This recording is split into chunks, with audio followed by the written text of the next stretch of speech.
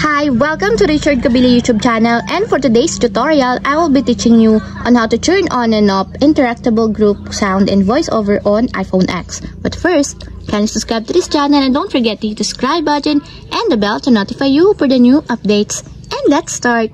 Using your iPhone X, from your home screen first, go to Settings. Then in the Settings, scroll down and find the Accessibility, then tap. Then in the Accessibility, go to Vision section and then tap the VoiceOver. Then in the VoiceOver, scroll down again and then find and tap the Audio.